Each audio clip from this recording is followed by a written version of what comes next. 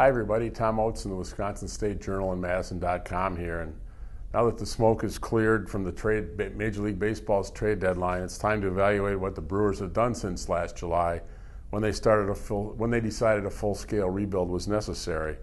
Under former GM Doug Melvin last year and during the offseason and again at the trade deadline this year with new GM David Stearns, the theme has been pretty much out with the old and in with the new for the Brewers.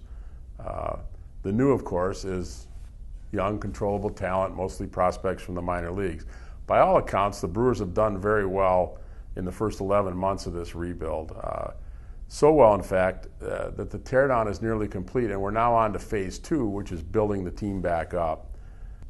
The one thing the Brewers have done is rebuild their farm system virtually from the ground up in a matter of about 15 months. At the start of the 2015 season, that farm system was ranked in the bottom third in the major leagues. Now it's number 1. That's right. After the latest trades, Jim Callis of MLBpipeline.com, pretty much the guru of minor league baseball, said Milwaukee's system has gone from good to the best in baseball. Callis moved the Brewers to number 1 in his midseason ratings, and after the trade deadline trades, of course, he put them after they were 9th at the beginning of the season. So quite a 2-year jump for the Brewers in that regard. In his ratings, Callis has the Brewers with 8 of the top 76 prospects in baseball in the minor leagues. Better yet, they have good balance between pitching and hitting. They have good depth at both the high and low levels. They have numbers and they have some high-end talent. Just at all levels of the minors, their minor league system looks very good right now.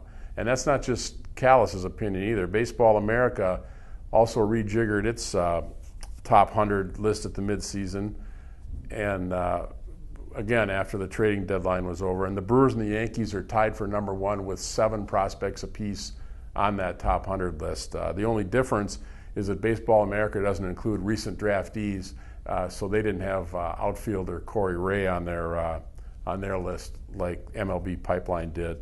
More important, the Brewers got players with great potential at this trade deadline. Of the 50 prospects traded in the month prior to the trade deadline, Baseball America has the Brewers with 3 of the top 8. The magazine ranked outfielder Lewis Brinson the 4th best prospect that was traded, pitcher Phil Bickford the 5th best, and pitcher Luis Ortiz the 8th best. So they did get high quality, even though clearly the price was steep. All in all, the Brewers really have done what they set out to do. They stocked their farm system with a steady supply of young, high-end talent that will be showing up in the big league club for the next 4 or 5 years.